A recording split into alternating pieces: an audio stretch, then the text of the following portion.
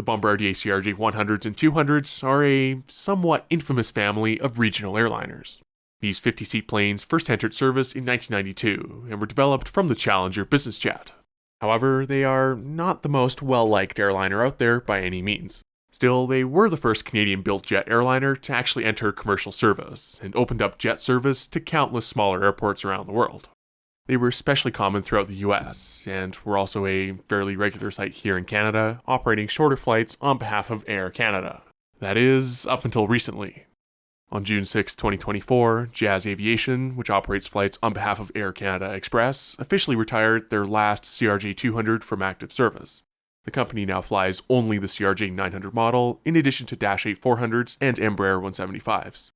Now, this had been coming for a while. The CRJ-100 and 200 fleet had steadily been shrinking over the past decade or so, and eventually disappeared from Western Canada entirely. By February of this year, they only had 3 of them actively flying out east.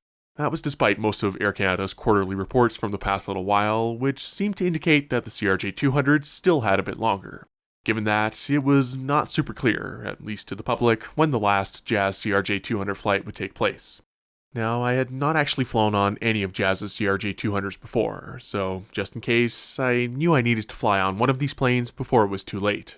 Back in February, the CRJ-200s were only operating out of Toronto, Ottawa, and Montreal, mainly doing short transporter flights, but also the occasional domestic one too. So that month, I made a trip over to Washington, D.C. with my good friend Mark to spend a few days there, with the intention of getting my CRJ-200 on the way back home through Ottawa. Now, the greater DC area is of course home to one of the holy grails for any aviation enthusiast, the Smithsonian's National Air and Space Museum. The Udvar-Hazy Center at Dulles Airport is one of the best aviation museums I've ever been to, with some of history's most iconic airplanes and spacecraft all in one place.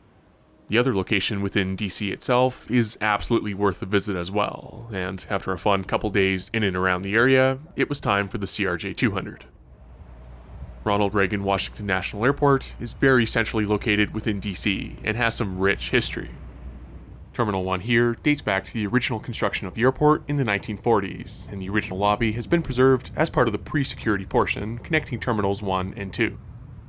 Terminal 2 has some beautiful architecture of its own, including the National Hall, which connects the various concourses in that newer part of the airport. In the hallways between the terminals is also a great display about the airport's history and just how much it's grown.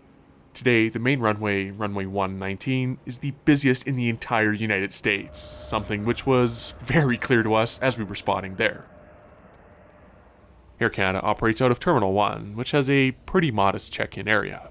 Even though Reagan Airport is a domestic-only airport with no international facilities, Air Canada is still able to fly here, since inbound passengers clear customs ahead of time, with US pre-clearance available at most Canadian airports. The secure area in Terminal 1 also has some historic architecture of its own, and this pier, where all 9 gates are located, dates back to the 1970s. Terminal 1 today is used by Southwest, Frontier, and Air Canada, and AC is the only international carrier here. Because of that, it seems they actually have their own dedicated gate here at A3, which makes sense since they operate around 7 or 8 flights a day from here to Toronto, Montreal, and this one daily flight to Ottawa. The CRJ taking me back across the border today was this 19.5-year-old CRJ-200ER, registered as Charlie Foxtrot Delta Juliet Alpha. This one was delivered to Jazz in November of 2004, originally painted in the green Jazz livery, before eventually receiving the 2017 Air Canada Express colors. Up until about 10 or 15 years ago, all Jazz planes were painted in one of a few different colors. These unfortunately never made it to the Dash 8-400, which had the Express livery from the get-go. I do miss seeing the different Jazz colors around, and I would love to see at least one of these return as a retro livery. Of anyone in this gate area at the moment though, I was probably the happiest one to see a CRJ-200 there. As it turned out, this was the very last type in the broader Air Canada fleet that I hadn't flown on. In the past couple of years, we've said goodbye to a bunch of smaller types that used to fly for AC, including the Beech 1900s, Dash 8-100 and 300, and now the CRJ-200s too. With these gone, there are no airplanes smaller than 78 seats doing any Air Canada flying. Glad I did this while I could. Prior to boarding, anybody with a roller bag was given a tag and told to drop them off at the end of the bridge, likely to help with the whole overhead bin situation. With that, it was down the jetway, decked out with Aeroplan advertising, and onto the CRJ-200.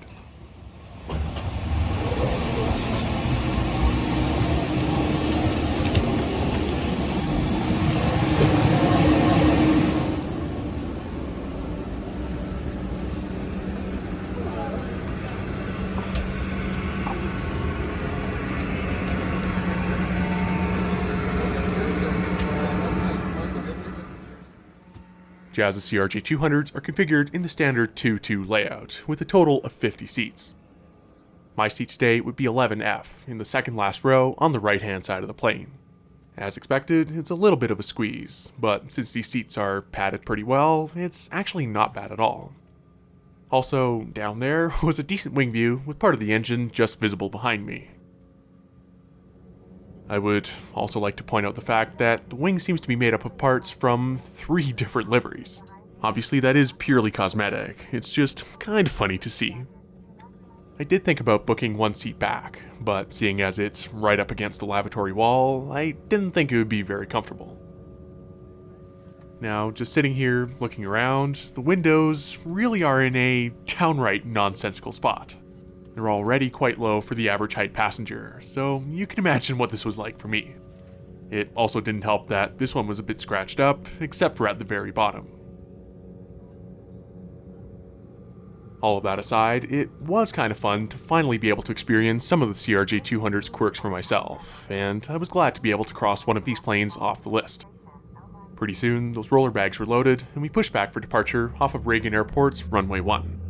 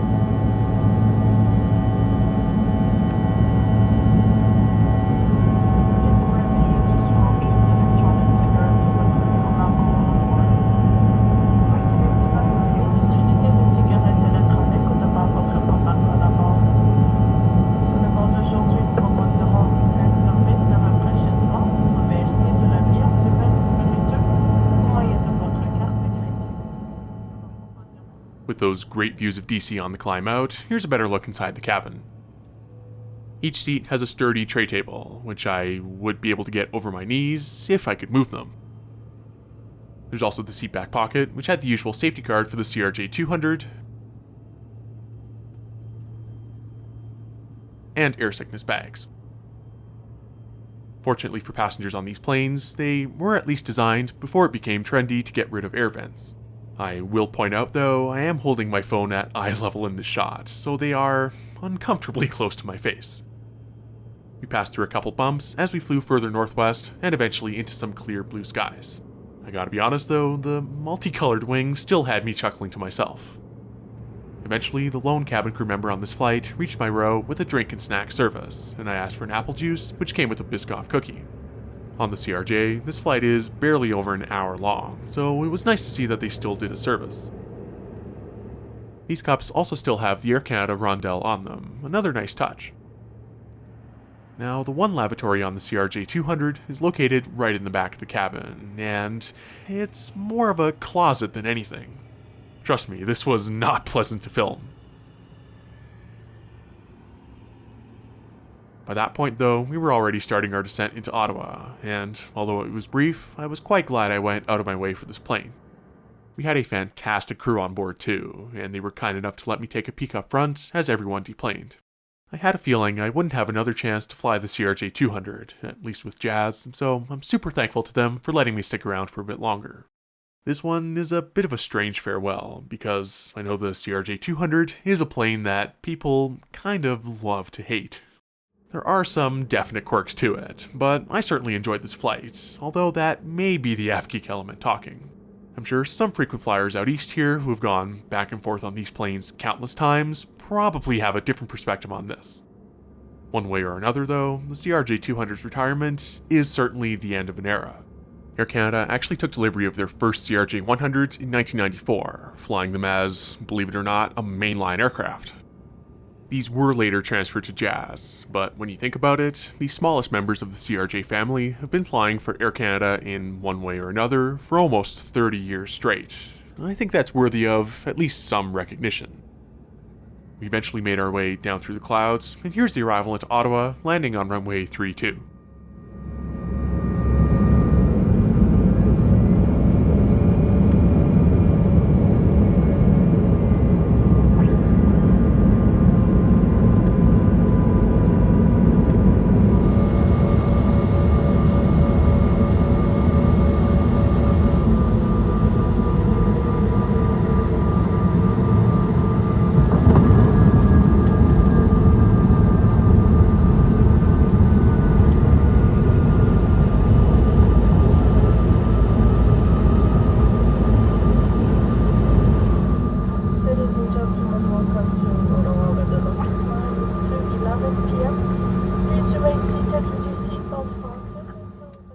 So that was the CRJ-200, and as far as regional transporter flights go, that wasn't bad at all. Reagan Airport is super convenient, and Terminal 1 is decent enough to fly through, although it can get a bit crowded.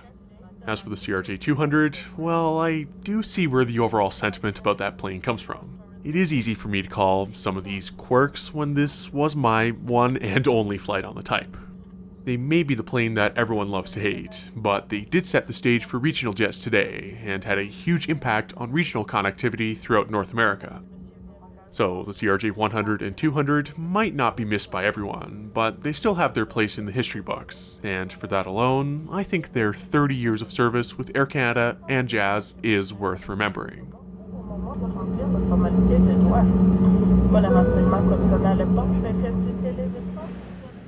So long, CRJ-200, and thanks for watching.